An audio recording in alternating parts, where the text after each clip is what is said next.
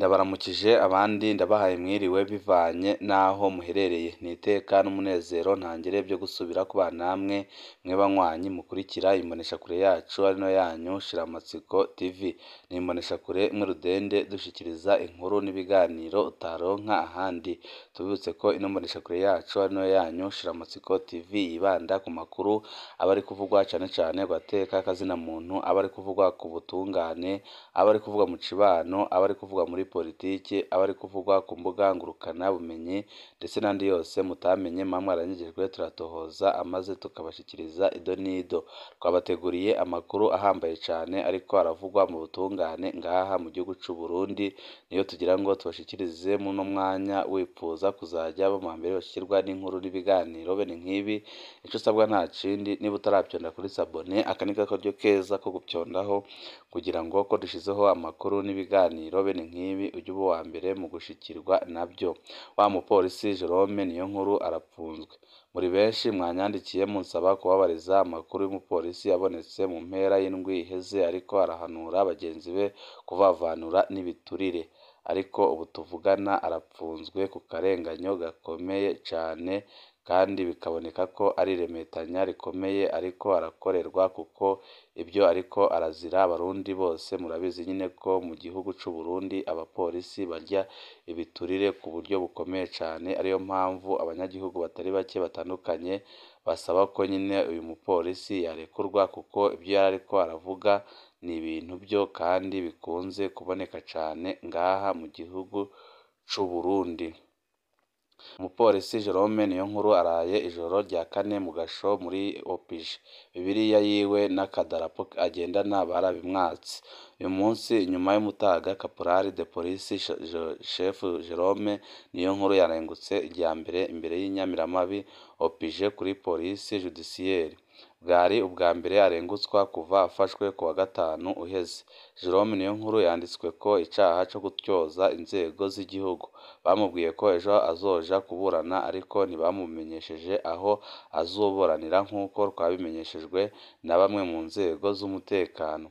Abipfuza gushigikira umuryango wa Caporal Chef Jerome Niyonkuru mushobora guca kuri Ecocash akamenyetso ko guteranya 25 77 15 18 48 akamenyetso ko guteranya 25 7 71 54 86 Iyo nomero yanditswe kuri Niyonkuru Jerome. Ifatwa rya Jerome Niyonkuru ryagenze gute? Caporal Chef Jerome Niyonkuru yafashwe ku wa gatanu uheze igerekerezo rya kane ukwezi kwa munani umwaka wa 2023 ahejeje gutanga ubutumwa ku bapolisi bagenzi be ko bahagarika kurya ibiturire kubera Imana itemera abarya ibiturire. Umwe mu babikurikirana yaduhaye ido nido y'ibyabaye. Ahejeje kuvuga ubutumwa baciye bamufata bamuriza imodoka y'igipolisi, bamucungisha abapolisi 3, bamujana ku bitaro by'abagwaye mu mutwe benshi bita kwa Regenteri kugira bamusuzume ko yoba akomeye mu mutwe. Bagezeyo kubera abaganga bari bamaze kumenya ayo makuru yiwe ntibabyitayeho ibyo kumupima. Abamujanye bahavuye barambirwa basubira inyuma. Bamushikanye mu gipolisi baramwatse ibikoresho byose by'akazi, hanyuma bamwinjiza agasho kuri OPG. Ico gihe ntibamweretse umutahe umufata kandi ntibamubwiye icaha yakoze. Mwomenya kandi ko abamufashe bamutwaye Bibiliya yiwe be n'akadarapo yahora yama agendana. Ku bijanye n'akazi kugeza ubu nta canditse kirasohoka kumwirukana mu gipolisi. Uyu munsi nyuma y'umutaga niho yahavuye yumvirizwa na OPG aca yandikwa ko gutyoza inzego z'igihugu. Ariko ninde atazi mu Burundi ko abapolisi barya ibiturire? Abategetsi bamaze kubivuga bangana gute? Na Perezida Evariste Ndayishimiye ubwiwe arabivuga. Inkuru y'ifatwa rya Caporal Chef Jerome Niyonkuru irababaje abarundi benshi mu mihingo yose y'isi. ni benshi babandanya kwandikira uko bipfuza kumufasha. Ijambo yavuze n'abarundi benshi baryiyumvamwo kubera baruhijwe n'ibiturire ngaha mu gihugu c'u Burundi. Imana ibandanye kumurinda. Inomero ku bashaka gushigikira umuryango wa Jerome Niyonkuru Ecocash ni 71 54 86 39 yanditswe kuri Jerome Niyonkuru. Rumikash ni 69 97 10 56. Nyisubiremo 69 97 10 56 yanditswe kuri Jerome Niyonkuru. Ecocash nayo ni 71 54 86 39 yanditswe kuri Jerome Niyonkuru. Tuvuye ngaho kuri iyo nkuru iriko irababaza abanyagihugu batari bake, amakuru yacu tabandanirize mu ntara ya Bubanza, aho naho hari inkuru ibabaje cyane, aho umusore w'imyaka 20 apfunzwe ku karenganyo. Akarenganyo kakorerwa Iteriteka Blaise kuri ATM Gihanga. Blaise Iteriteka ni umusore w'imyaka 20 akora ku ishuri ATM Gihanga, aherutse gutabwa mu mvuto ku caha atakoze, ahubwo bibonekamwo uruhendo rw'abatwara iryo shuri mu nzira yo kwikingira mu busuma boba bakora buri gihe. Wamutabarije yagize ati: "Ndabahaye mwiriwe, nagomba mudufashe gutabariza umusore akiri muto yitwa Iteriteka Blaise.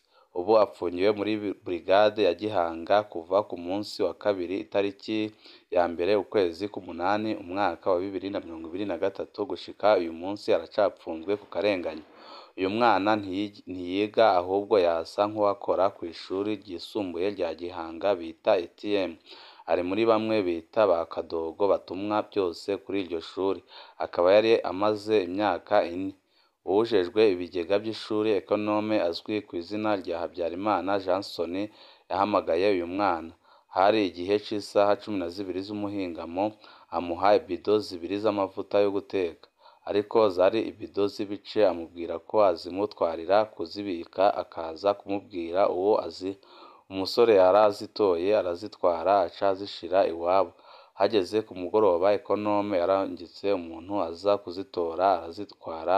Wa mwana bamuha ibihumbi 20 by'amafaranga y'amarundi y'agasoda bamwemereye. Bukeye kabiri niho uyu mu ekonome yarondera Blaise amubwira ko idiri yakoze amenyekanye ko mbere ku ishuri habomowe hibwa umuceri, amavuta n'ibiharage be n'ibuye ripima ibiro by'umunzani hamwe n'amafaranga yari mu kigega c'ishuri angana n'ibihumbi 450 by'amarundi. Blaise abyumvise yaciye aja ku ishuri aja kurondera umuyobozi w'iryo shuri. Yasanze ari kumwe n'umuyobozi ajejwe uburaro.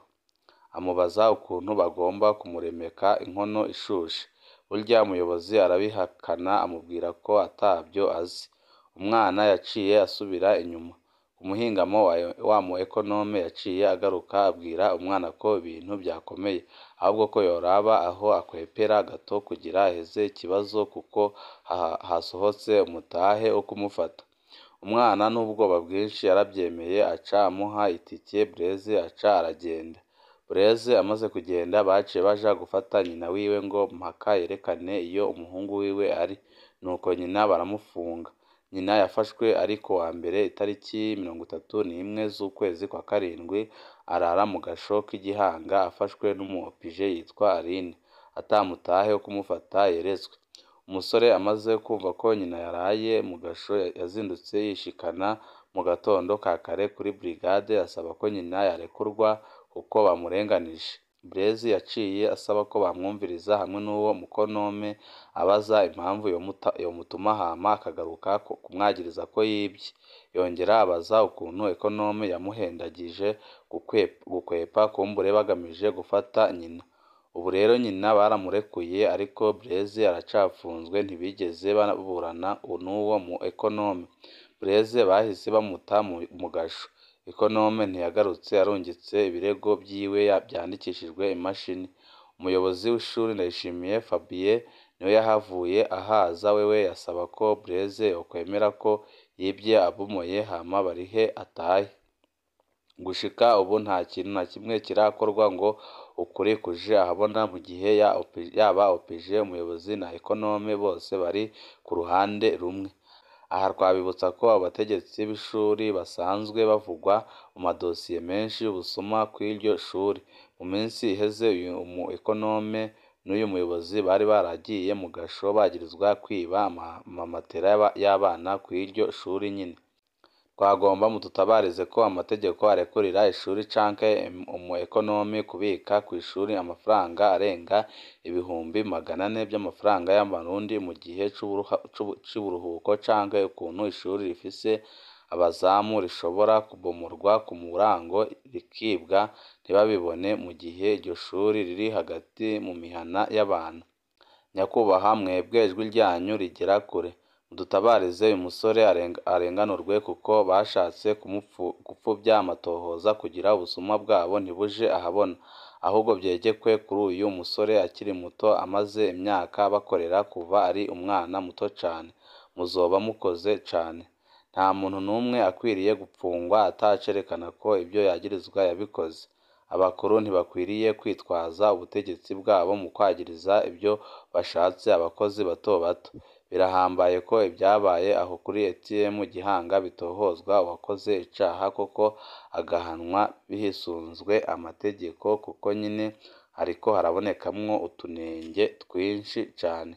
Banywanyi bacu ni ngaha duce dusozerera amakuru twariko abateguriye. Ndakwibutsa utaravyonda kuri sabone ko avyondaho kugira ngo ko dushizeho inkuru n'ibiganiro bene nk'ibi ujye uba uwa mbere mu gushikirwa navyo. Kandi kanya kari buze ane makuru turi kubatohoreza nayo nyine turaza kubashikiriza umwanya n'umwanya. Ico busabwa nta kindi ni ukuba warakanze kuri sabone kugira ngo ko dushizeho amakuru n'ibiganiro bene nk'ibi ujye uba uwa mbere mu gushikirwa navyo. Ibihe byiza nivyo ndabipfurije.